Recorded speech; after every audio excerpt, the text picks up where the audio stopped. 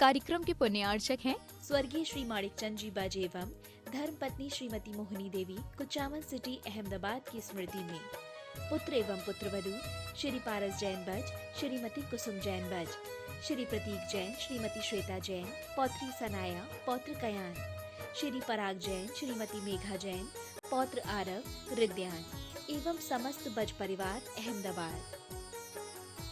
श्री प्रकाश जी, सरला जी, आदित्य, पूजा, मनन, रचित पाटनी एवं समस्त पाटनी परिवार, अतवीर ग्रुप, मुंबई, कोलकाता, दिल्ली एवं Bangalore. Website www.atveeradvisory.com, www.vardhamantrusty.com।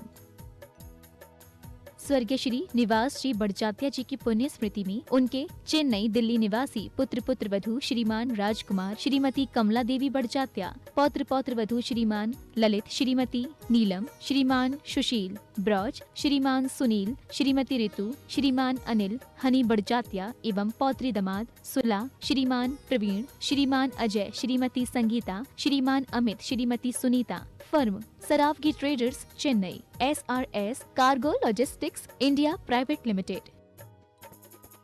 Shri Shikhar Chand ji Vaid, Jain, Khandwa, निवासी मीरा रोड, मुंबई। श्रीमती सूरज वैद, जैन, पुत्र एवं पुत्रवधू विकास जैन, सोनिया जैन, विजय जैन, अंशु जैन, पौत्र ऋषभ, ऋषान, पौत्री मिराया जैन एवं समस्त वैद परिवार। श्री चंदर सेन, विनोद कुमार जैन, रामपुर वाले, VKJ projects private limited, Dehradun. श्रीमान अजीत, श्रीमती नीलम पाटनी, मणिपुर, इम्फाल, पुत्र पुत्रवधू श्रीमान अनिल, श्रीमती नीतिका, पौत्र महक मंत, वेदिका, गुवाहाटी, पुत्र पुत्रवधू श्रीमान अजय, श्रीमती निकिता, पौत्री टियारा, हुनर, दिल्ली, पुत्री Anu, Vineet, Disha, Nitya. Firm AN steel.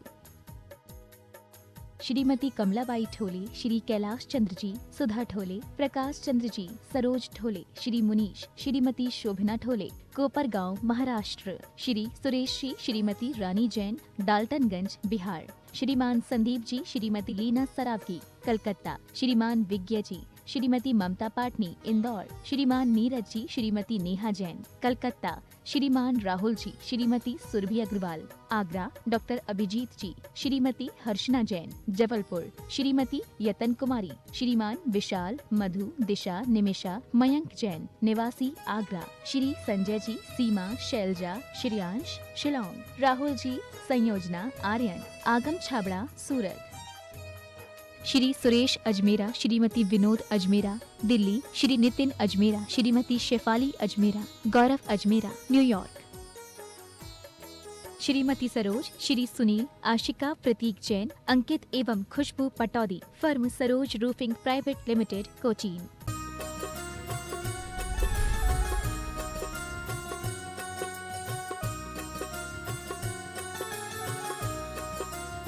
परम पूज्य प्रातः स्मरणीय संत शिरोमणि आचार्य भगवान श्री विद्यासागर जी महाराज की,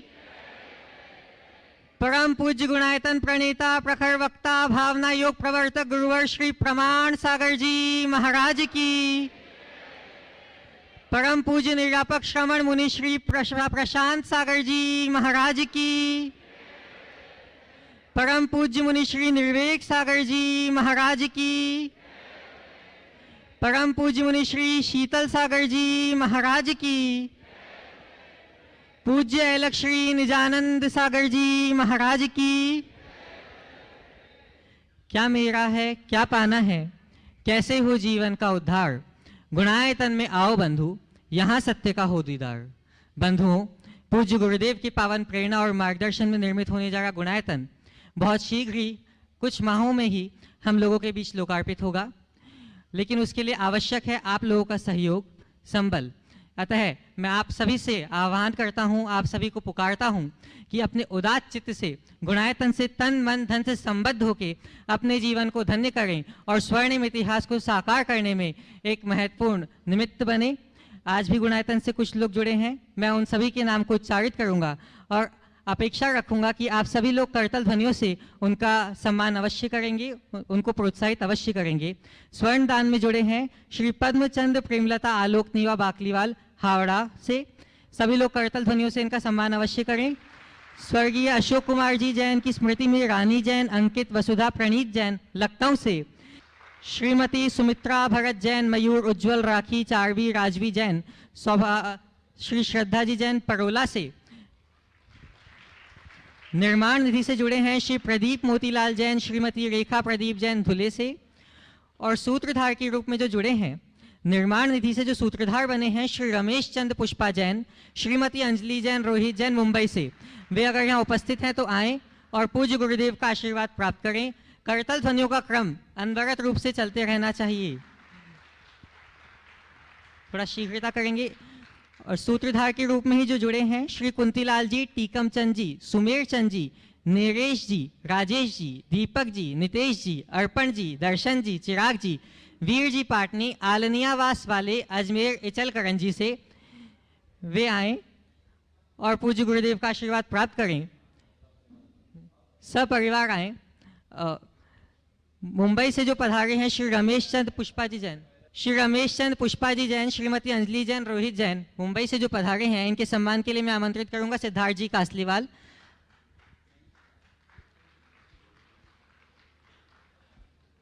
श्रीमान कुंतीलाल जी जैन इचलकरंजी से जो जुड़े हैं, उनके सम्मान के लिए मैं आमंत्रित करूंगा श्रीमान एनएल जी जैन, कोषाध्यक्ष गुणायतन के।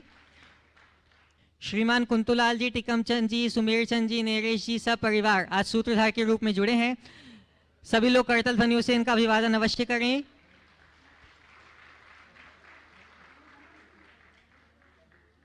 सूत्रधार के रूप में ही जो जुड़े हैं, स्वर्गीय गटूलाल रमनलाल जैन की स्मृति में श्रीमती प्रमिला जी जैन, श्री भरत जी, शरद जी, शेखर जी जैन परोला जलगांव से।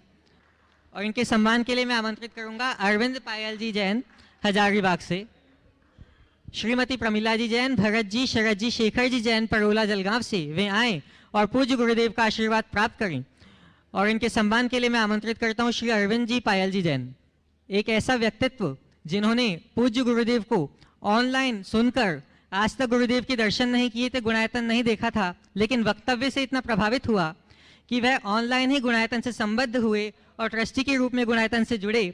और उन्होंने इतना ही नहीं, सहस्कूट जिनालय में एक प्रतिमा विराजमान करने का भी सौभाग्य प्राप्त किया। ऐसे सहस्कूट की मूल बड़ी प्रतिमा विराजमान करने का सौभाग्य प्राप्त किया। ऐसे श्री सनत कुमार जी गंगवाल, उर्मिला देवी जी गंगवाल यहाँ उपस्थित हैं, रायपुर से यहाँ उपस्थित हैं। वे आए और पूज्य गुरुदेव का आशीर्वाद प्राप्त करें। सभी लोग करतल ध्वनियों से इनका अभिवादन अवश्य करेंगे। और इनके सम्मान के लिए मैं आमंत्रित करूंगा श्रीमान एनसी जैन जी, कार्याध्यक्ष गुणायतन। आज यहाँ पे प्रसिद्ध अहिंसा एवं शाकाहार संप्रेरक श्री केएम जी गंगवाल भी यहाँ उपस्थित हैं, जिनका आज 79th बर्थडे है, 79वां जन्म दिवस है। इनकी तरफ से इनकी धर्मपत्नी श्रीमती चंद्रकला जी गंगवाल ने 51,000 रुपये सेवायतन के लिए औषधि दान के रूप में दिए हैं। वे सब परिवार आए और पूज्य गुरुदेव के चरणों में प्रणिपात करके अपने जीवन को धन्य करेंगे। और इनके सम्मान के लिए मैं आमंत्रित करूंगा श्री महेंद्र राखी जी अजमेरा धुलियान से। इससे पहले कि आज का हम सत्र प्रारंभ करें, उससे पहले पूज्य गुरुदेव के चरणों में प्रणति करके अपने जीवन की उन्नति निर्धारित करें। सभी लोग हाथ जोड़ें, मस्तक झुकाएं और मेरे साथ बोलें, हे गुरुदेव नमोस्तु नमोस्तु नमोस्तु। आज के प्रथम प्रश्न के लिए मैं आमंत्रित करूंगा श्रीमती पुष्पा जी जैन, मिलौनीगंज, जबलपुर से। तब तक वो अपना प्रश्न रख ले। नमोस्तु गुरुदेव, नमोस्तु गुरुदेव, नमोस्तु। ये छोटा आर्यन जैन मेरे पास आया था, उसने मुझे क्वेश्चन पूछा था कि इसका बड़ा भाई कंप्यूटर गेम खेलता है, ये छोटा भाई उसके पास जाके बोलता है मत खेलो, तो वो बड़ा भाई सुनता नहीं है। और अगर ये मुझे आके बोलेगा तो वो मैं उसको बोलती हूँ कि वो उसने चुगली की। तो इस सिचुएशन में वो चाहता है कि उसका बड़ा भाई ना खेले, बट उसके पास कोई सोल्यूशन नहीं है, क्योंकि अगर माँ पिता के पास जाता है तो बोलते हैं कि यू चुगली कर रहा है तू बड़े भाई की। देखिए, तो उसके पास कुछ सोल्यूशन नहीं है। चुगली क्या है? चुगली एक बुरी चीज है, लेकिन चुगली का मतलब ये नहीं है कि किसी की शिकायत करना। खड़े हो जाओ, दोनों जन खड़े हो जाओ। उसके पापा हैं तो साथ में वो भी हो सकते हैं। चुगली का मतलब क्या है? किसी की शिकायत करना या किसी की कमी को बताने मात्र का नाम चुगली नहीं है। चुगली करने का मूल अर्थ है एक दूसरे को एक दूसरे के विरुद्ध भड़काने की भावना से इधर की उधर करना। अगर आप किसी के हित की भावना से किसी से कुछ कहते हैं या किसी के विषय में कुछ कहते हैं तो चुगली ना होकर हिताकांक्षा है।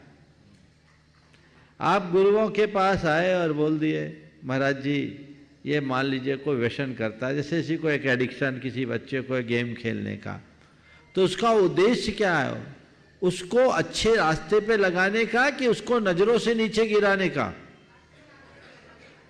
तो अच्छे रास्ते पर लगाने की भावना अच्छी भावना है कि बुरी भावना? तो ऐसा करना पुण्य है कि पाप? अच्छाई है कि बुराई? तो इसको चुगली मत मानना, इसे हिताकांक्षा मानना। समझ गए? लेकिन सबके सामने मत बोलना, सामने वाले की हिफाजत रखना है। ऐसा मत करो कि उसको इंसल्ट फील हो। समझ गए ना? अकेले में बोलो। और बोलूं भैया तुमसे प्यार तो करता ही होगा, तो उससे अकेले में बोलो भैया क्या आप गेम में लगे हो, मेरे साथ खेलो ना, हम दोनों को मजा आएगा। हम फिजिकल गेम खेले। ऐसे व्यक्ति के लिए कोई चीज छुड़ाने की जगह दूसरी चीज से जोड़ने की चेष्टा कर दो। चलो भैया हम लोग खेलते हैं, ले आओ बॉल, ले आओ कुछ ले आओ, चलो हम लोग साथ साथ खेलते हैं, हम लोग खेलेंगे तो हम लोगों का अच्छा इंटरटेनमेंट होगा, ये करना। और मैं तुमसे कह रहा हूँ शायद इसी की शिकायत होगी, और आज तो इंटरनेशनल शिकायत हो गई। सब देख लिया उन दोनों का चेहरा। दिखा दो अच्छे से, हाँ दिखा दो भाई। ओ हाँ, बहुत मैं इसलिए बोल रहा हूँ कि तुम्हारे माध्यम से एक बात कहता हूँ, गेम खेलना बुरी बात नहीं, गेम खेलना चाहिए, पर ऐसा ही गेम खेलो जिससे फिजिकली और मेंटली तुम अपनी ग्रोथ कर सको, क्रिएटिविटी हो जिसमें। समझ गए?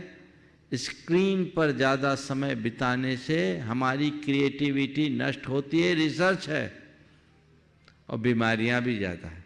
अभी तो तुम बच्चे हो, कल बड़े होगे, तुम्हारे हाथ में देश का भविष्य है, इसलिए ऐसे कार्यों से बचो। ठीक है? चलिए। श्रीमती पुष्पा जी जैन मिलौनीगंज जबलपुर से भी अपना प्रश्न रखेंगी, और आपके बाद तैयार रहेंगे श्रीमान पवन जी अग्रवाल, अध्यक्ष अग्रवाल दिगंबर जैन समाज राणापुर।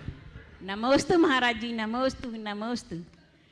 महाराज जी, तन की आंखें बंद होने के पहले मन की आंखें खुल जाएं, इसके लिए क्या करें महाराज जी? तन की आंखें बंद होने के पहले मन की आंखें खुल जाए, उसके लिए क्या करें? जीवन की सच्ची सफलता क्या है?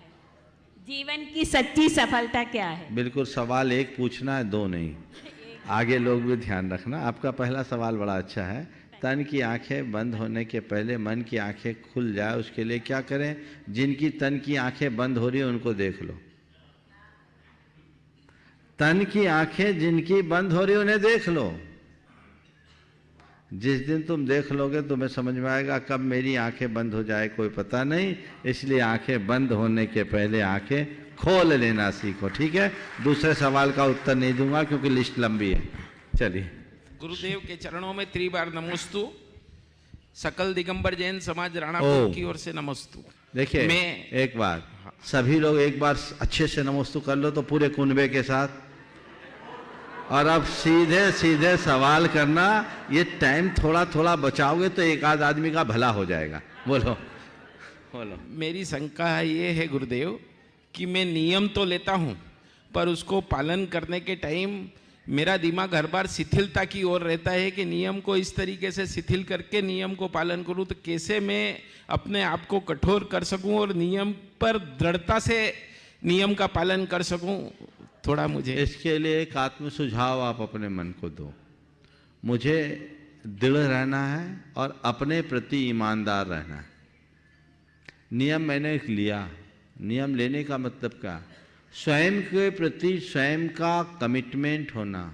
हमने खुद को खुद के लिए वचन दिया और उसे खुद ही खंडित करें तो हमसे बेईमान आदमी कौन होगा?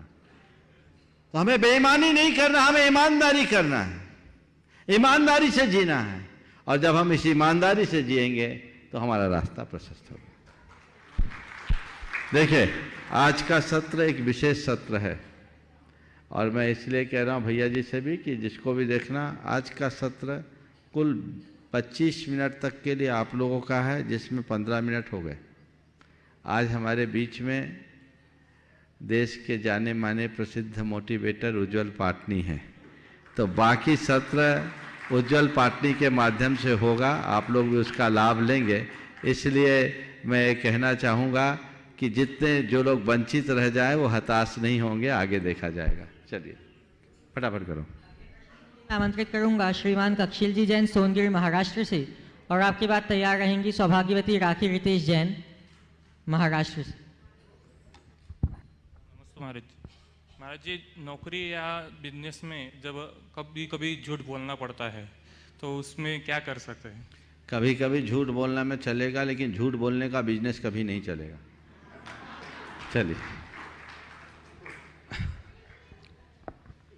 सौभाग्यवती राखी रितेश जी जैन महाराष्ट्र से, और आपके बाद तैयार रहेंगी प्रियंका जी जैन मिर्ज़ापुर मुर्शिदाबाद वेस्ट बंगाल। नमोस्तु गुरुदेव।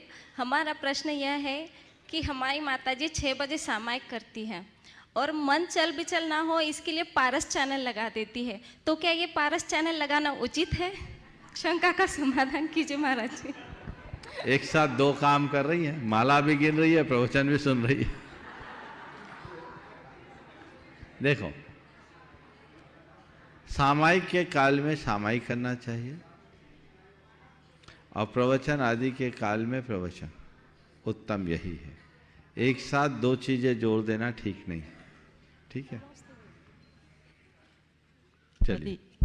श्रीमती प्रियंका जी जैन वेस्ट बंगाल मुर्शिदाबाद से, और आपके बाद तैयार रहेंगे संजय जैन बड़जात्या धुलियान पश्चिम बंगाल से।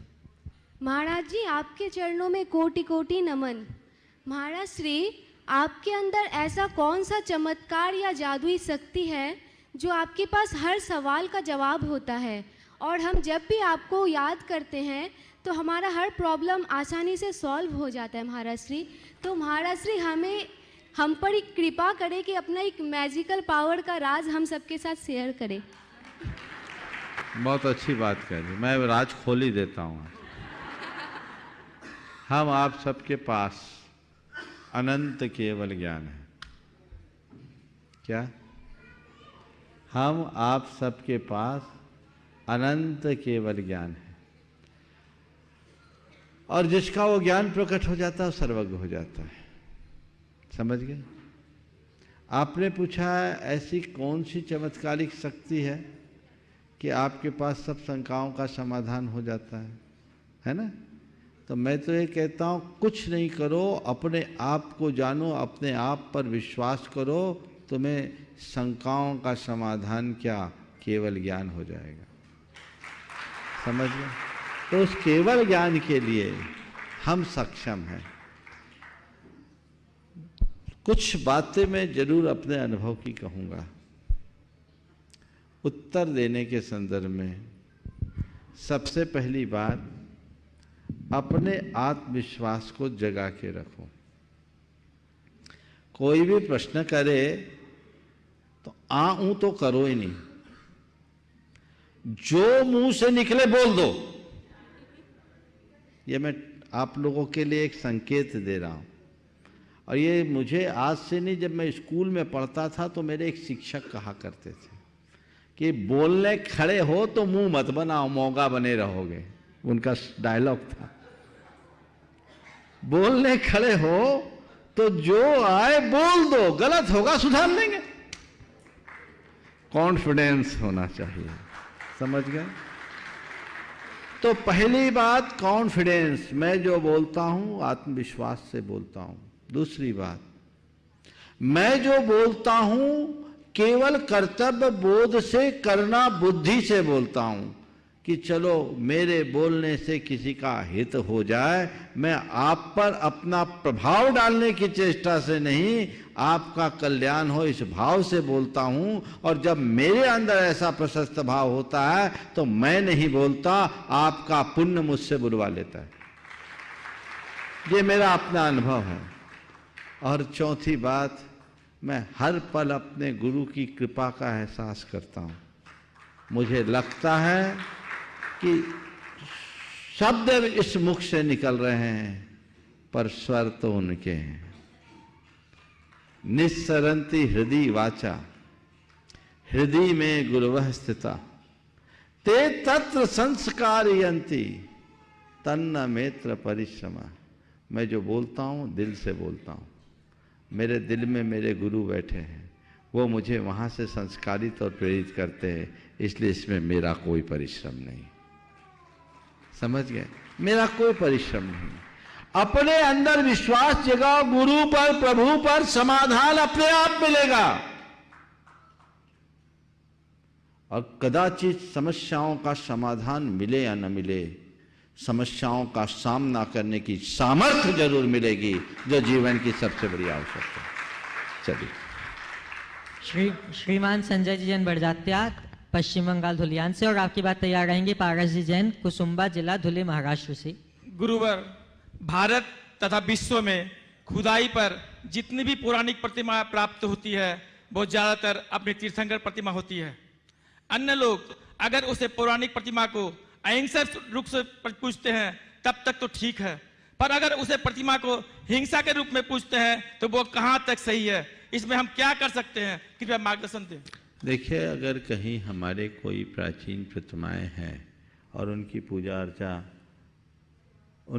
अर्चा हम नहीं कर पा रहे हैं तो हम लोगों के लिए बहुत दुखदायी है। हम लोग को कोशिश होनी चाहिए कि प्राचीन प्रतिमाओं की हम लोग पूजा अर्चा निरंतर कर सकें। लेकिन कई स्थानों में लोगों ने कब्जा कर रखा है, तो उसके लिए जागरूकता का अभियान चलाना चाहिए। वहाँ के लोगों को समझाना चाहिए कि देखो भाई, एक जगह की बात है, ऐसा हुआ तो उनसे कहा गया कि भाई देखो, तुम श्रद्धा से पूछते हो, हम तुम्हारी श्रद्धा का सम्मान करते हैं, पर एक बात बताओ, तुम शिवलिंग पर कभी सिंदूर चढ़ाते हो क्या? हनुमान जी पर जल नहीं चढ़ाया जाता, शिवलिंग पर सिंदूर नहीं चढ़ाया जाता। तो तुम शिवलिंग की पूजा करो तो जल ढारो, बेलपत्तर चढ़ाओ, और हनुमान जी की पूजा करो तो जो परंपरागत तरीके से सिंदूर चढ़ाया जाता वो चढ़ाओ, या प्रसाद चढ़ाया जाता वो चढ़ाओ। इसी तरह अगर जैन प्रतिमा है तो जैन विधि से तुम पूजा करोगे तो तुमको पुण्य मिलेगा, हिंसा करोगे तो पुण्य की जगह पाप लगेगा। ये अगर हम समझाने में सफल होते हैं तो लोगों में बदलाव आता है। और इसकी जगह तुम जैन मूर्ति के साथ ऐसा क्यों करो, ये सवाल करते हो और विरोध खड़ा करते हो, तो तकरार होगा। हमें तकरार नहीं करना, हमें टकराव नहीं आने देना। हमें उन्हें संयुक्तिक तरीके से समझाना है कि हर मंदिर का अपना एक कस्टम होता है, हर जगह के अपनी एक रीति होती है, उस रीति के अनुरूप करोगे तो विनय है, और रीति के विरुद्ध होगे तो अविनय। विनय में पुण्य है, अविनय में पाप, ये समझाओ। और जब श्रद्धा से भरे लोगों के श्रद्धा का सम्मान करते हुए आप समझाओगे तो निश्चित उसका रास्ता प्रशस्त होगा। श्रीमान पारस जी जैन, कुसुम्बा जिले, धुले, महाराष्ट्र से, जिला धुले, महाराष्ट्र से, और आपकी बात तैयार रहेंगी कुमारी लवधी जी, हजारीबाग से। नमोस्तु महाराज जी, नमोस्तु महाराज जी, नमोस्तु महाराज जी।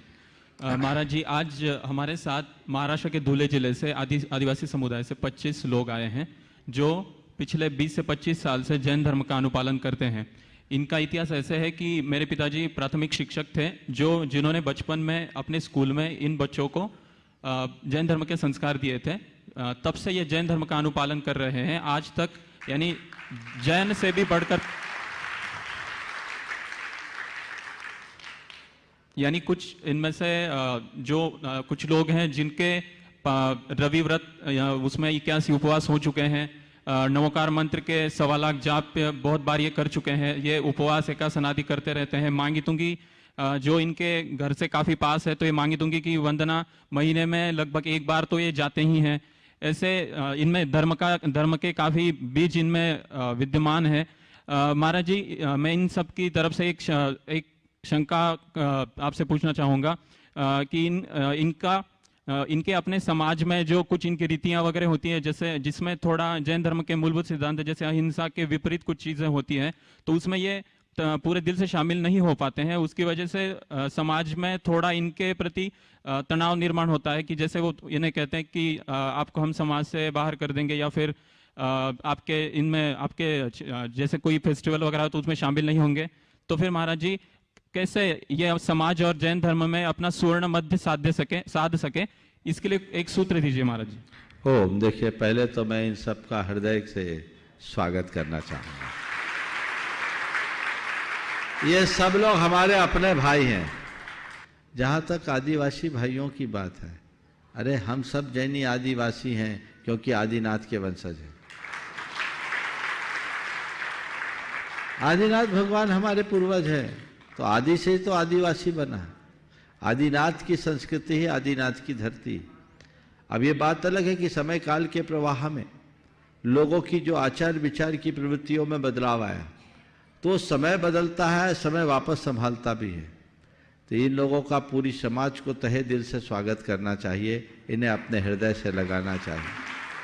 अब रहा सवाल धार्मिक और सामाजिक दृष्टि से इन्हें क्या स्थान मिले, तो ये मेरे ज्यूरिडिक्शन का विषय नहीं है, ये ऊपरी अदालत में जाना चाहिए।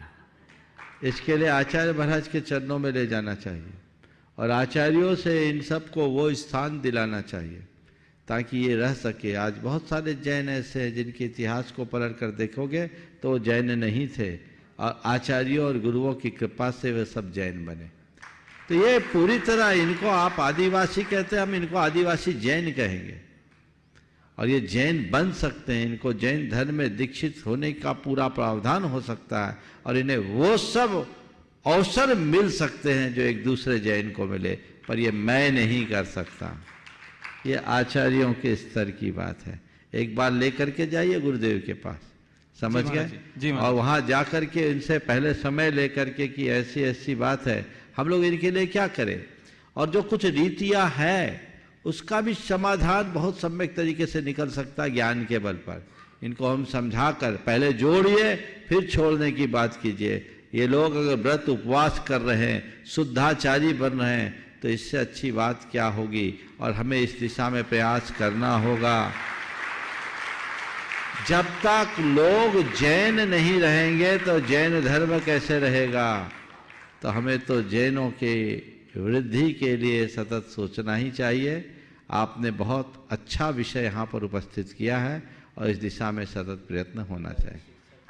और आपके पिताजी शिक्षक थे, जैसा आपने बताया, मैं उनको भी आशीर्वाद देता हूँ कि उनने बहुत अच्छा कार्य किया, और तुम लोगों से कहता हूँ ये अलग जगह के रखो। आज 25 है, इसे 2500 और 25,000 तक ले जाने की कोशिश करो। सवाल जैन का तमगा लगे या न लगे, ये बात का विषय। हालांकि मैं जो कह रहा हूँ, हाईकमान से जाओगे तो सर्वोच्च न्यायालय के निर्णय के बाद फिर कहीं कोई चुनौती नहीं होगी। मैं अगर कहूँगा तो मेरी बात पर कहीं चुनौती हो सकती है, लेकिन जब ऊपर की मुहर लग जाएगी तो फिर कोई चुनौती का सवाल नहीं होगा। इसलिए मैं चाह रहा हूँ ये मामला वहीं लेकर जाऊँ। पर मैं ये कहता हूँ, वो बात की बात है, कम से कम हमारा जीवन स्तर तो अच्छा है। इन भाइयों को माइक दो थोड़ा। जी महाराज। कोई भी एक जो बोल सकते हैं। मैं आपसे सवाल कर रहा हूँ, आप जैन धर्म का पालन कर रहे हो, अपने मन से कर रहे हो या दबाव प्रभाव से? नहीं, मन से, हम सब मन से कर रहे हैं। आप जैन धर्म का पालन करके अपने आप को खुश महसूस करते हैं? बहुत खुश। आपके जो अपने और जो लोग हैं, जो आपके रिश्ते नातेदार हैं, जिन्हें जैन धर्म का ज्ञान नहीं, जैन धर्म का पालन नहीं करते, उनकी तुलना में आप अपने आप को कैसा महसूस करते हो? बहुत अच्छा महसूस करता हूँ। आपको ऐसा तो नहीं लगता कि हम सब लोगों से कट गए? नहीं लगता ना? तो बहुत अच्छी बात है, यही आपके समुदाय की रीढ़ है, और लोगों में जागृति का शंखनाद करेंगे तो निश्चित एक बड़ी उपलब्धि होगी। महाराज जी, मैं एक बात बोलना चाहता हूँ। बोलो। नमोकार मंत्र का प्रभाव इतना है, शायद कोई जैन जान सके ना सके, लेकिन हम जानते हैं। जो कोई भी जादू टोना हो या बिच्छू ने काट लिया हो, उस पर नमोकार मंत्र का प्रभाव से हम फूंक दे या जल पिला दे तो 1-2 सेकंड में बिच्छू जो दर्द देता है वो खत्म हो जाता है। बहुत सुंदर। देखो, तुम लोग तालियां बजा रहे हो, मैं एक वाक्य कहता हूं, तुम लोग नमोकार जपते हो, तुम लोग नमोकार जपते हो, और ये नमोकार में श्रद्धा रखते हैं। जपने से काम नहीं चलेगा, श्रद्धा पूर्वक जपने से काम होगा। इसलिए श्रद्धा पूर्वक जपने का भाव रखना चाहिए। और नमोकार मंत्र महामंत्र है, ये श्रद्धान हो, बहुत अच्छी बात है। और यही बोध लोगों को हम दें तो जीवन में बहुत बड़ा परिवर्तन घटित हो सकता है। बहुत बहुत आशीर्वाद। अपना प्रश्न प्रस्तुत करेंगी कुमारी लवधी जी जैन हजारीबाग से। नमस्ते महाराज जी, मेरा प्रश्न यह है कि एक तरफ तो हम कहते हैं कि laughter is the best medicine, laughter is the best medicine, और दूसरी तरफ जब कोई हम पर हंसता है तो हमें बुरा भी लगता है, तो महाराज जी ऐसा क्यों होता है? बहुत अच्छा। लाफ्टर इज बेस्ट मेडिसिन, और कोई हम पर हंसता है तो बुरा लगता है। सीधा सीधा कह सकता हूँ, हम किसी के साथ जी भर हंसे, हम किसी के साथ जी भर हंसे पर किसी पर कभी ना हंसे। समझ गया? किसी के साथ हंसना और किसी के ऊपर हंसना। जब तुम पर हंसता है तो बुरा लगता है, तुम्हारे साथ हंसता है तो कैसा लगता है? तो हंसो हंसाओ पर किसी को मत फंसाओ। ऐसी हंसी मत हंसो जिससे किसी को तकलीफ हो, ऐसी हंसी हंसो कि रोता भी मुस्कुरा उठे। खिलो और खिलखिलाओ, ये हमारे जीवन का मंत्र होना चाहिए। तो जो अंदर से हंसता है, खुद खुश रहता है और औरों को खुशियों का संदेश देता है, वो इंसान जिंदा दिल इंसान कहलाता है। उसे दवाइयाँ ज़्यादा खाने की ज़रूरत नहीं होती। और जो दूसरों पर हंसता है वो बीमारियों में फंसता है। इसलिए दूसरों पर हंसना मत। और आज हंसोगे, कल तुम्हें ऐसे पाप का उदय आएगा कि तुम्हें देखकर दुनिया हंसेगी। इसलिए कभी किसी की हंसी मत उड़ाओ। समझ गए? तो पुनः वाक्य जो दोहरा रहा हूं, किसी के साथ जी चाहे हंसो पर किसी पर कभी भी ना हंसो। समझ गए? चलिए। आज हमारे बीच में जिनवाणी चैनल प्रमुख श्रीमान नीरज जी जैन सपरिवार यहाँ उपस्थित हैं। वे आए और पूज्य गुरुदेव के चरणों में नमोस्तु अर्पित करेंगे। और इनके सम्मान के लिए मैं आमंत्रित करूंगा श्रीमान NC जी जैन, कार्याध्यक्ष गुणायतन। और इन्हीं के सम्मान के लिए मैं आमंत्रित करूंगा श्रीमती अर्चना जी बैनाड़ा, वे भी आए।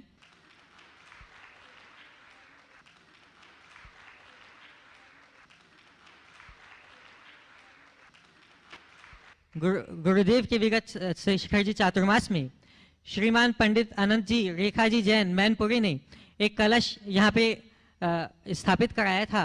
वे आज यहाँ उपस्थित हैं। वे आए और पूज्य गुरुदेव के चरणों में नमोस्तु अर्पित करेंगे और गुरुदेव का आशीर्वाद प्राप्त करेंगे। और यहाँ उपस्थित सभी ब्रह्मचारी गणों से मैं निवेदन करूंगा कि वे उनको कलश प्रदान कराएंगे। डॉक्टर विजय जी गंजवासौदा से ब्रह्मचारी भैया, वे इनको कलश प्रदान कराएंगे। मैनपुरी से जितने भी लोग आए हैं सभी लोग खड़े हो जाएं। तब तक अपना प्रश्न श्रीमान नीरज जी जैन अपना प्रश्न उपस्थित कर लेंगे।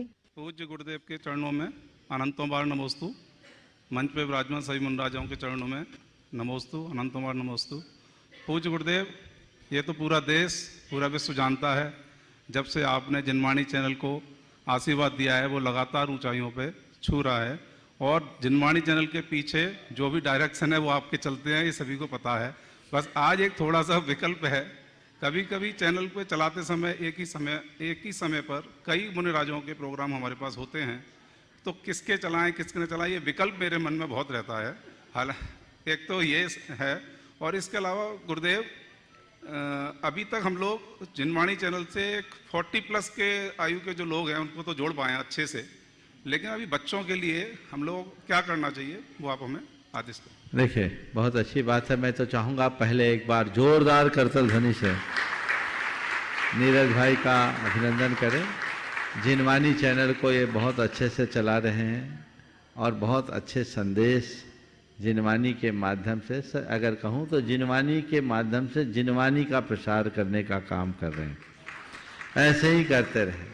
जहाँ तक सवाल है कि जिनवाणी चैनल के पीछे मार्गदर्शन का, तो मेरा नीरज को मार्गदर्शन है, चैनल को नहीं। और नीरज को जो मार्गदर्शन है वो चैनल का मार्गदर्शन बन जाता है।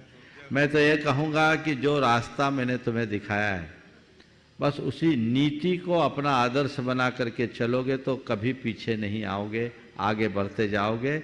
और हमारा लक्ष्य धर्म की प्रभावना है, जिन शासन की सेवा है, यही हमारा प्रमुख लक्ष्य है। बाकी चीज़ें हमारे लक्ष्य में नहीं हैं। तो जिससे जिन शासन की प्रभावना हो वो काम करे। अब आपने सवाल किया कि बहुत सारे लोगों का आता है कि किसका चलाएं किसका नहीं चलाएं। तो चैनल किस लिए चला रहे हो आप? प्रभावना के लिए कि अप्रभावना के लिए? बोलो। प्रभावना के लिए गुरुदेव। दुकान खोलते किसके लिए? कमाई के लिए कि बैठने के लिए? हाँ, कमाई के लिए। अब एक साथ तुम्हारे पास 3 ग्राहक आया है और एक ही आइटम लेना है, तुम किसको माल बेचना पसंद करोगे? जो ज्यादा प्रॉफिट देगा उसको कि कम प्रॉफिट देगा उसको? बोलो बोलो। नहीं, बात तो सही है आपकी। बात सही तो उत्तर तो दो मेरा। प्रॉफिट वाले को बेचेंगे। तो जिससे ज्यादा प्रभावना हो वो काम करो। जय हो गुरुदेव। मैं ये नहीं बोल रहा जिनवानी वाले को जो ज्यादा पैसा दे, वो भी एक तुम्हारी प्रभावना है। जिससे ज्यादा प्रभावना हो उनको वरीयता दो, क्योंकि मेरा लक्ष्य प्रभावना का है। बस इस पैरामीटर पर काम करोगे, कहीं मत फंसो, कहीं नहीं फंसोगे। अपने ऑफिस में एक सैद्धांतिक नियम बना लो, कहां किसे लोग ज्यादा पसंद करते हैं, किससे ज्यादा प्रभावना होगी, हमें उसे प्रमुखता देकर चलना है। तो कोई उलझन नहीं होगी। और युवाओं का न जुड़ पाना, उसके कारणों की समीक्षा करनी चाहिए और युवाओं के लिए कुछ अच्छे कार्यक्रम भी बनाना चाहिए। मैं तो चाहता हूं आज का युवा हम लोगों को कम सुनना पसंद करते, उज्जवल जैसे को ज्यादा पसंद करते हैं। इन लोगों के भी कुछ कार्यक्रम दें। उनको आजकल प्रवचन पसंद नहीं आते, उनको मोटिवेशन पसंद। बातें वही होती है, लेकिन एक सोच में परिवर्तन है। और जब व्यक्ति को उसकी बातें उसके जीवन की जगह कैरियर से जोड़ करके सुनाई जाती है तो वो लोग ज्यादा रुचि लेते हैं। तो कुछ इस तरह का टाई अप करो कि ऐसे प्रोग्राम हो जिसके माध्यम से लोग सुने। और दूसरी बात यह है, युवा बहुत सुनता है, ऐसा नहीं है। आपके पास शायद सही डेटा नहीं है, आज विजय यहाँ उपलब्ध नहीं है। हमारे YouTube में 1 करोड़ व्यूज लगभग 28 दिन में आते हैं और इसमें यूथ्स भी अच्छी संख्या में रहते हैं। युवा चैनल पर कम, गैजेट्स के माध्यम से ज़्यादा सुनता है, तो वो आकर्षित है। पर अभी इसमें और अधिक संभावनाएं हैं, हमें उसे जगाना चाहिए और उनके अनुरूप कार्यक्रम बनाना चाहिए ताकि लोग उसको सुन सके, समझ सके और जाना जा सके कहाँ कहाँ क्या है। तो इसके पूरे के पूरे डेटा का एनालिसिस करें और देखें क्या आवश्यकता है और उसी के अनुरूप कार्य करेंगे। और ये बहुत महत्वपूर्ण सवाल है, इस पर ध्यान देना ही चाहिए। नमोस्तु गुरुदेव, नमोस्तु। जैसा कि आप लोगों को विदित ही है कि प्रख्यात संप्रेरक और कुशल वक्ता श्रीमान उज्जवल जी पाटनी सपत्नीक यहाँ पे उपस्थित हैं। मैं चाहूँगा कि वे आएँ और पूज्य गुरुदेव का आशीर्वाद प्राप्त करें। और इनके सम्मान के लिए मैं आमंत्रित करूँगा श्रीमान जैन कमल जी और NCG जैन कार्याध्यक्ष गुणायतन। सभी लोग करतल ध्वनियों से इनका अभिवादन अवश्य करें और इनका सम्मान करें। मैं इन्हीं के साथ श्रीमती पायल जी जैन हजारीबाग से भी उनको भी आमंत्रित करूंगा सम्मान के लिए। और मैं चाहूंगा कि आगे का पूरा सत्र श्रीमान उज्जवल जी पाटनी ही संभालें। परम पूज्य महाराज श्री प्रमाण सागर जी के चरणों में बारंबार नमोस्तु, बारंबार नमोस्तु। समस्त मुनि संघ के चरणों में बारंबार नमोस्तु। अभी अभी महाराज श्री ने एक बात कही और मैं यहाँ बैठ के सुन रहा था। मैं आपको बताऊं, मैं पब्लिक स्पीकिंग मोटिवेशनल स्पीकर हूँ। आप में से बहुत सारे लोगों ने मेरे वीडियो देखे होंगे, जिसने भी देखे हाथ उठाएं। अच्छा चलो, सब अधिकतम ने देखे हैं। तो मैं आपको बताता हूं कि सबसे कठिन क्या होता है पब्लिक स्पीकिंग में। तो महाराज श्री अभी बड़े बड़े नेता जो हैं वो पब्लिक स्पीकिंग बंद कमरों में सीख रहे हैं, क्योंकि मोदी जी ने स्पीकिंग के तरीके बदल दिए हैं। तो सब लोग सबसे कठिन किसको मानते हैं? जब कोई अचानक सवाल पूछे और उसका सर्वश्रेष्ठ जवाब देना पड़े। और गुरुदेव मैं इतनी देर से यहां बैठा हूं, मतलब आप जो सवालों के जवाब दे रहे हैं वो लोगों को शायद आप तैयारी करके भी देने बोलेंगे तो नहीं दे पाएंगे। नहीं, आप यकीन कीजिए, क्योंकि हमारे मोटिवेशनल स्पीकर्स के समूह में भी जब कोई ग्रुप प्रोग्राम होता है तो हमारे बाकी मोटिवेशनल स्पीकर मुझे माइक पकड़ा देते कि अचानक सवाल पूछ रहे इनको दे दो, क्योंकि तैयारी। तो मैं अभी जिस गुणवत्ता के यहाँ पर जवाब देख रहा था, और मैंने गुरुजी अभी अभी इनसे पूछा कि आपने किस उम्र में दीक्षा ली। अभी अभी हम मोबाइल खोल के वही देख रहे थे, तो 21 वर्ष की उम्र में आपने दीक्षा ली। और जब मैं नीचे जवाब सुन रहा था बैठ के, तो मेरे को लगा कि कोई 2-3 MBA धारी, 2-3 किस्म का PhD, 8-10 किस्म का पोस्ट ग्रेजुएशन किया हुआ व्यक्ति जिसने सारी दुनिया का कोना कोना ढूंढा हो, वो जवाब दे रहे। और मैं एकदम निष्पक्ष होके कह रहा हूं। और देखिए, इसमें सोच की भी बात होती है। अभी गुरुदेव कह रहे थे कि हमारे नहीं, उज्जवल जैसे लोगों के प्रवचन कराओ, लेकिन आप जो है ना, आप फ्यूजन है दोनों दुनिया के। आपके अंदर एक युवा भी है और एक बालक भी है, और आपके अंदर एक वरिष्ठ व्यक्ति भी है, और आपके अंदर एक वृद्ध का विजडम भी है। ये मैं इसलिए नहीं कह रहा हूं कि यहां बैठा हूं। मैं यहां पर पिछले साल आया था, और मैं मोटिवेशनल स्पीकिंग यहां क्या करूं, मतलब मैं तो, ये सागर है, मैं उसमें एक बूंद हूं, इसलिए कोई अर्थ नहीं है मेरी स्पीकिंग का। मैं तो अपना अनुभव बांटता हूं आपसे। तो पिछले साल मैं यहां जब आया, तो यहां जो पीछे प्रोजेक्ट बन रहा है वो मैंने देखा, तो मैं ये कह सकता हूं कि वहां पर आपकी सोच है, और आपकी सोच में ज्ञान और विज्ञान दोनों है। क्योंकि जैसे आप मुझसे पूछेंगे, मैं जरूर साल में 10 से 15 दिन रिलीजन के लिए निकालता हूं। मैं महीने में 20 दिन ट्रैवल करता हूं, हर महीने 4-5 देश जाता हूं, इस वजह से बहुत ज्यादा धर्म में कनेक्ट नहीं हो पाता। लेकिन जितना भी होता हूं, यदि आप मुझसे मोटा मोटा पूछेंगे समोसरण क्या होता है, मैं आपको बता सकता हूं। लेकिन यदि आप कहेंगे कि नहीं, समोसरण को भावों की पूरी अनुभूति डाल के या अंदर से महसूस करके शरीर के रोम रोम से बताओ, तो शायद मैं तकनीकी रूप से भी गलत हो जाऊंगा और भावनात्मक रूप से भी गलत हो जाऊंगा। तो जो ज्ञान और विज्ञान का कॉम्बिनेशन करके यहां जो प्रोजेक्ट बन रहा है वो अद्भुत है। और मैं चाहता हूं जोरदार तालियों से हम उस सारी टीम का स्वागत करें। कोई कम योगदान दे रहा हो या ज्यादा, एक नन्हा सा बच्चा समुद्र के किनारे किसी काम में डटा हुआ था, तो वहां से एक वृद्ध सज्जन निकले और उन्होंने उस बच्चे से पूछा क्या कर रहे हो, और उस बच्चे ने अपनी आंखें गीली करते हुए जवाब दिया कि रात को पता नहीं क्या हुआ, लहरें किनारे पर आई है और खूब सारी स्टारफिश, छोटी छोटी मछलियां होती है, ऐसी लाखों मछलियों को समुद्र के बाहर से निकालकर रेत पे लहरों ने फेंक दिया है और ये मछलियां तड़प रही है। तो वो वृद्ध सज्जन कहते हैं कि ठीक है, वो मछलियां तो तड़प रही, लेकिन तुम क्या कर रहे हो? तो वो जवाब देते हैं कि, वो बच्चा जवाब देता है कि मैं मछलियों को वापस पानी में डाल रहा हूं, मैं मछलियों को जीवन दान दे रहा हूं। तो वृद्ध बड़े हैरान हो जाते हैं, वो चारों ओर देखते हैं, लाखों मछलियां बिखरी और एक अकेला नन्हा सा बच्चा मछलियों को उठा के वापस डाल रहा है। बोलते बेटा तुम तो अकेले हो, तुम छोटे से हो, कितनी मछलियां डालोगे?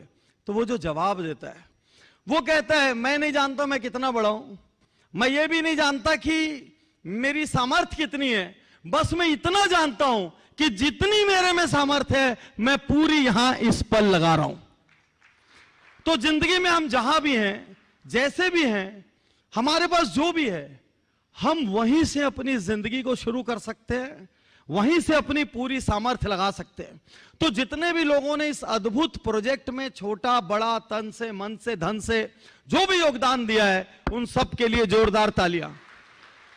गुरुजी एक बात और कहना चाहता हूं, मैं बहुत सारे देश जाता हूं लगातार और बहुत सारे अलग अलग धर्मों के मंच पर आमंत्रित किया जाता हूं, और आस्था और व्यवस्था, जहां पर आस्था की जगह हो वहां पर यदि कोई तकनीकी ज्ञान देने के लिए, किसी चीज को बताने के लिए, किसी चीज को बैठ के महसूस करने के लिए यदि व्यवस्था भी हो जाए, तो फिर उस जगह को कोई बीट नहीं कर सकता। मैं अभी गुरुदेव से कक्ष में कह रहा था, जिस दिन ये जगह का उद्घाटन हो जाएगा, उस दिन के बाद शिखर जी आने वाले हर व्यक्ति को एक दिन एक्स्ट्रा महज यहां के लिए निकाल कर आना पड़ेगा। और लास्ट और सबसे प्रमुख बात कहता हूं, विद्वत्ता और गुणवत्ता, ज्ञान और विज्ञान, आस्था और व्यवस्था, विद्वत्ता और गुणवत्ता। बहुत सारे लोग बहुत सारी चीजें जानते हैं। गुरुदेव पिछली बार जब ये मंदिर दिखाया गया, जो भी मेरे साथ थे, तो उन्होंने एक एक बेल बूटे को, एक एक दीवार को, एक एक गुंबद को, एक एक बनावट को, दिशा को, कहां से इसकी प्रेरणा ली गई, इसको जिस तरीके से एक्सप्लेन किया गया। बहुत सारे लोगों में ज्ञान होता है, लेकिन वो ज्ञान वो विद्वत्ता गुणवत्ता में नहीं आती। तो विद्वत्ता और गुणवत्ता, और अभी गुरुजी बार बार आचार्य श्री का नाम ले रहे थे, तो आपने जो डायलॉग दिया उससे मन गदगद हो गया। ये मेरा जुरिस्डिक्शन नहीं है, और वहां पे जाके फाइनल स्टैम्प। तो मैं अभी आचार्य भगवान श्री विद्यासागर जी महाराज के साथ उनके कक्ष में लगातार 2-3 दिन, 2-2, 3-3, 4-4 घंटे बैठा रहा। और यदि किसी ने उज्जवल पाटनी यूट्यूब चैनल देखा हो 2 दिन पहले, तो आचार्य श्री का मैंने एक इंटरव्यू लिया है, गुरुदेव आचार्य श्री का, जिसमें, और मैंने उसको उज्जवल पाटनी यूट्यूब चैनल पर रिलीज किया है कि क्यों जैन धर्म में करोड़ों लोग इनको भगवान मानते हैं। पहले दिन टाइटल था क्यों पीएम और प्रेसिडेंट यहां आकर झुकते हैं। मैं इतना ही कहना चाहता हूं गुरुदेव कि आप जिस तरीके से लॉजिक से, जिस तरीके से गहराई से, जिस तरीके से आप समाधान दे रहे हैं, देश में लाखों करोड़ों लोगों का जीवन बदल रहा है। और सिर्फ जैन ही नहीं, क्योंकि जैन तो देखिए एक धर्म है, मैं तो जैन को जीवन जीने की शैली ज्यादा मानता हूं। अभी एक बहुत बड़े हिंदुस्तान के 5वें नंबर के उद्योगपति एक दिन शाम को मुझसे कहते हैं, नीरज जी, कि मैं जैन हो गया हूं। तो मैंने बोला भाई जैन कैसे हो गए? बोले अब मैं शाम को 6 बजे खाना खाता हूं और अगली सुबह 9 बजे खाना खाता हूं। तो हमारे में मॉडर्न भाषा में इसको इंटरमिटेंट फास्टिंग बोलते हैं, और आपके जैन धर्म में ये इनबिल्ट है।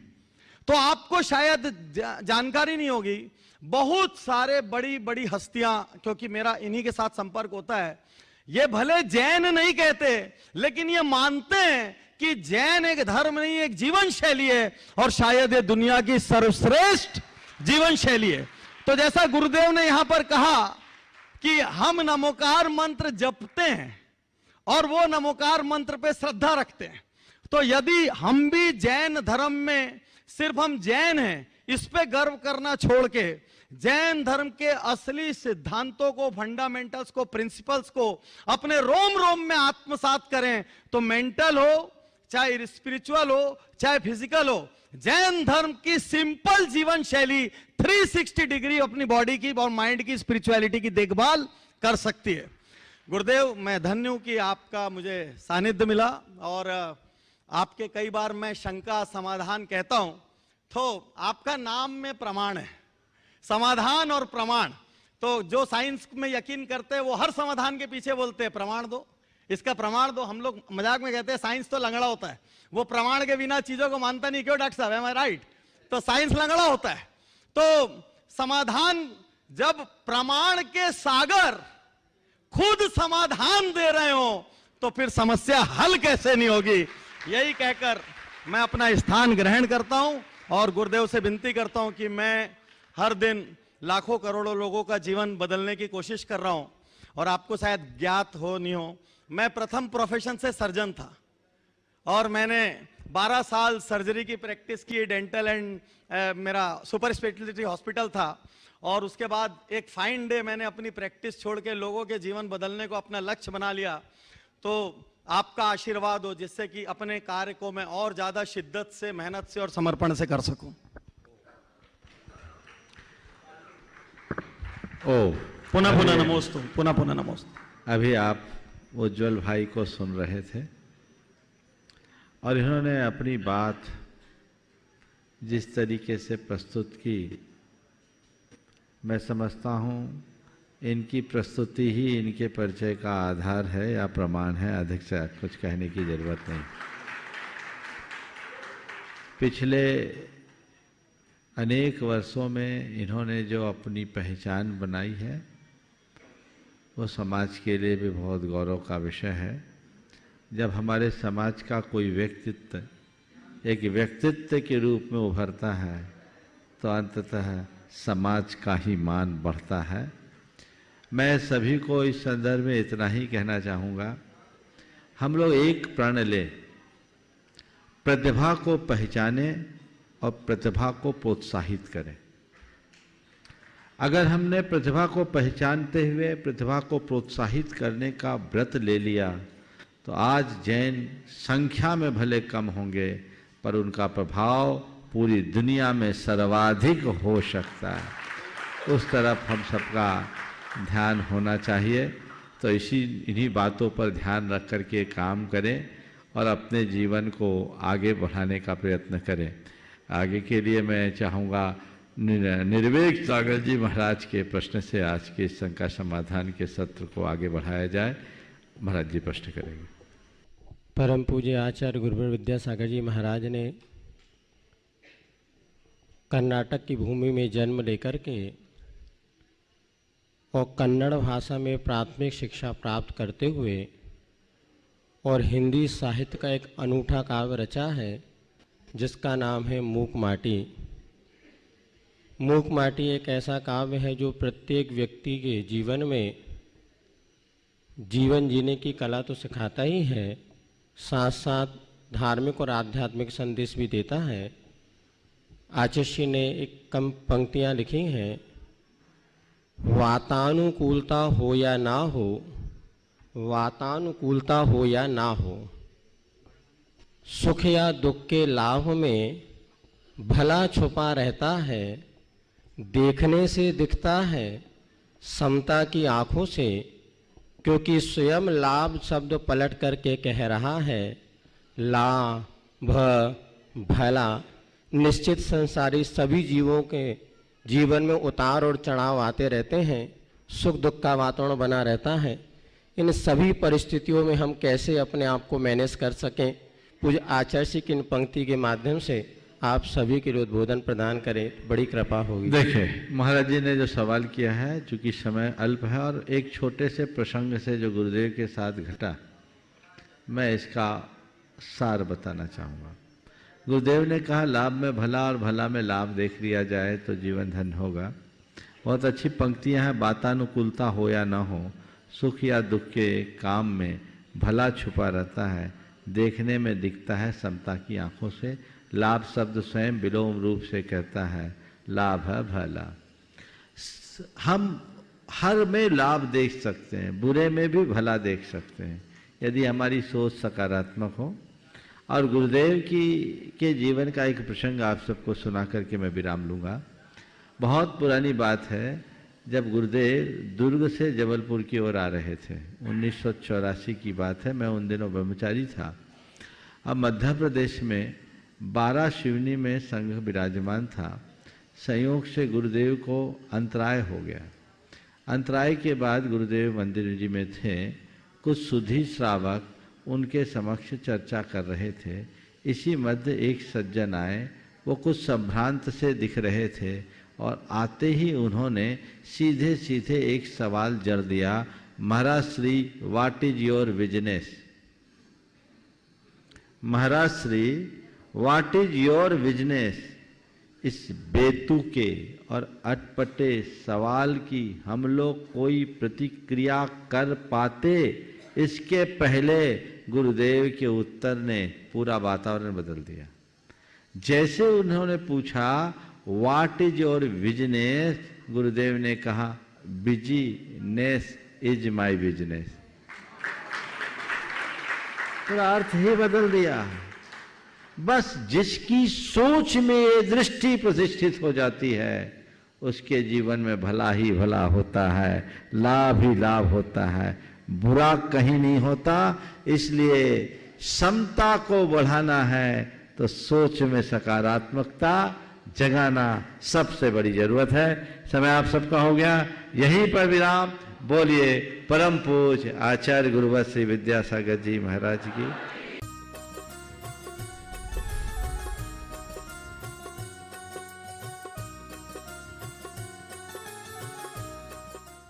इस कार्यक्रम के पुण्यार्चक थे स्वर्गीय श्री माणिकचंद जी बाजे एवं धर्म पत्नी श्रीमती मोहिनी देवी, कुचामन सिटी, अहमदाबाद की स्मृति में पुत्र एवं पुत्रवधू श्री पारस जैन बज, श्रीमती कुसुम जैन बज, श्री प्रतीक जैन, श्रीमती श्वेता जैन, पौत्री सनाया, पौत्र कयान, श्री पराग जैन, श्रीमती मेघा जैन, पौत्र आरव, रिद्यान एवं समस्त बज परिवार अहमदाबाद।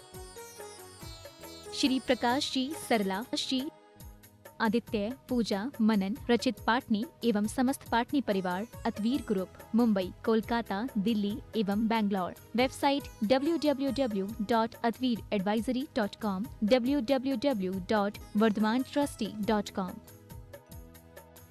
स्वर्गीय श्री निवास जी बड़जात्या जी की पुण्य स्मृति में उनके चेन्नई दिल्ली निवासी पुत्र पुत्र वधू श्रीमान राजकुमार, श्रीमती कमला देवी बड़जात्या, पौत्र पौत्र वधू श्रीमान ललित, श्रीमती नीलम, श्रीमान सुशील ब्रज, श्रीमान सुनील, श्रीमती ऋतु, श्रीमान अनिल हनी बड़जात्या एवं पौत्री दमाद सुला, श्रीमान प्रवीण, श्रीमान Ajay, Shrimati Sangeeta, Shriman Amit, Shrimati Sunita. Firm Saraogi traders Chennai, SRS cargo logistics India private limited. Shri Shikhar Chand ji Vaid Jain Khandwa, निवासी मीरा रोड मुंबई, श्रीमती सूरज वैद जैन, पुत्र एवं पुत्र वधू विकास जैन, सोनिया जैन, विजय जैन, अंशु जैन, पौत्र ऋषभ, ऋषान, पौत्री मिराया जैन एवं समस्त वैद परिवार। श्री चंदर सेन विनोद कुमार जैन रामपुर वाले, VKJ projects private limited Dehradun. श्रीमान अजीत, श्रीमती नीलम पाटनी मणिपुर इम्फाल, पुत्र पुत्र वधू श्रीमान अनिल, श्रीमती नीतिका, पौत्र महक मंथ वेदिका गुवाहाटी, पुत्र पुत्र वधू श्रीमान अजय, श्रीमती निकिता, पौत्री टियारा हुनर दिल्ली, पुत्री Anu, Vineet, Disha, Nitya. Firm AN steel. Shrimati Kamlabai Thole, Shri Kailash Chandra ji, Sudha Thole, Prakash Chandra ji, Saroj Thole, Shri Munish, Shrimati Shobhana Thole, Kopargaon Maharashtra. Shri Suresh ji, Shrimati Rani Jain, Daltonganj Bihar. Shriman Sandeep जी, श्रीमती लीना सरावगी, कलकत्ता। श्रीमान विज्ञ जी, श्रीमती ममता पाटनी इंदौर, श्रीमान नीरज जी, श्रीमती नेहा जैन, कलकत्ता। श्रीमान राहुल जी, श्रीमती सुरभि अग्रवाल, आगरा। डॉक्टर अभिजीत जी, श्रीमती हर्षना जैन, जबलपुर। श्रीमती यतन कुमारी, श्रीमान विशाल, मधु, दिशा, निमिषा, मयंक जैन, निवासी आगरा। श्री संजय जी, सीमा, शैलजा, श्रेयांश, शिलोंग। राहुल जी, संयोजना, आर्यन, आगम छाबड़ा, सूरत। श्री सुरेश अजमेरा, श्रीमती विनोद अजमेरा, दिल्ली। श्री नितिन अजमेरा, श्रीमती शेफाली अजमेरा, गौरव अजमेरा, न्यूयॉर्क। श्रीमती सरोज, श्री सुनील, आशिका प्रतीक जैन, अंकित एवं Khushbu Pataudi. Firm Saroj roofing private limited, Cochin.